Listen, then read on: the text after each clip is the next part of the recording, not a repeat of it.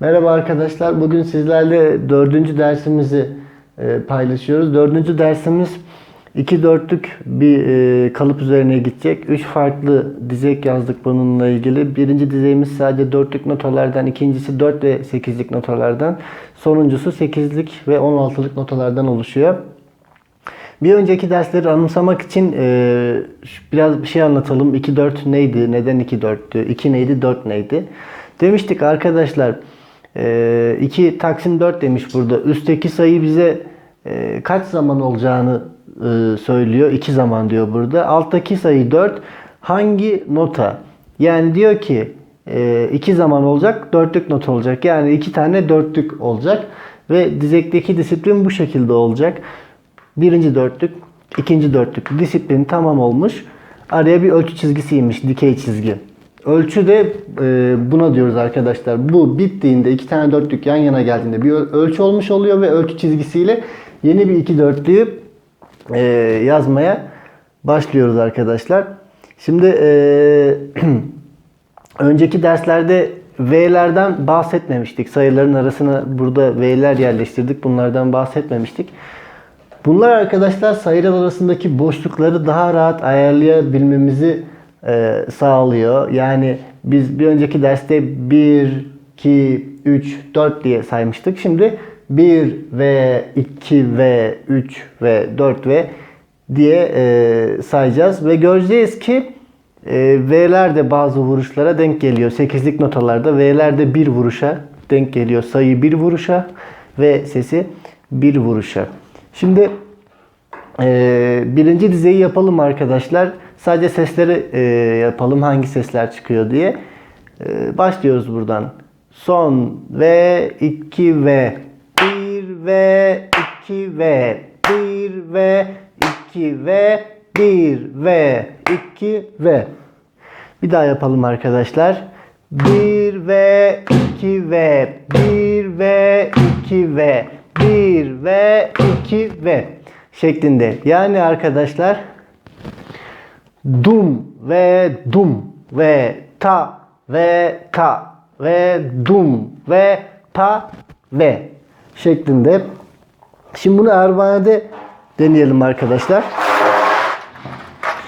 Şimdi birinci dizeyi yapıyoruz arkadaşlar. Dum ve ta vuruşları var. Sadece bir defa tekrarlayacağız o dizeyi.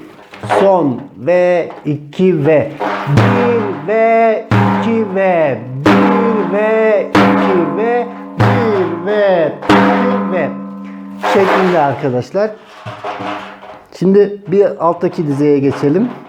Burada da dörtlük ve 8'lik notalar var. 1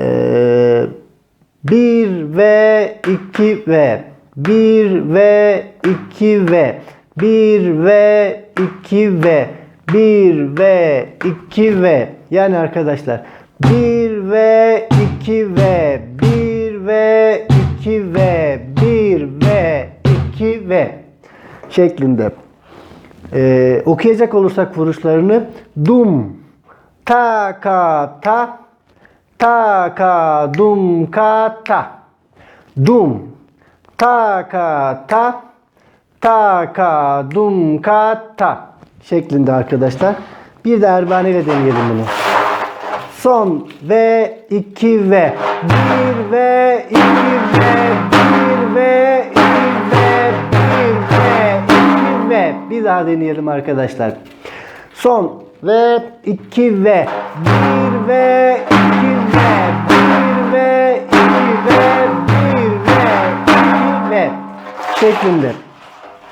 Şimdi en alt dizeyi deneyelim.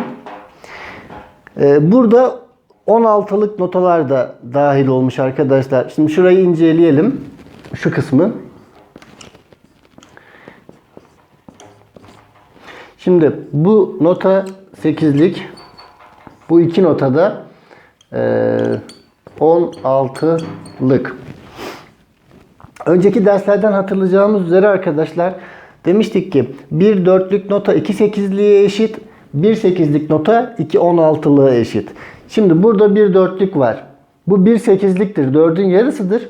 Bu 2.16'dır. 2.16 da 1.8'e eşit. Burada 1.8 var. Burada 1.8, 2.8 ediyor. İkisi 1.4'e eşit olmuş oluyor. Disiplin neydi? 2.4'tü. Her biri içinde oydu. Bura için de 2.4'tü. Bura için de 2.4'tü.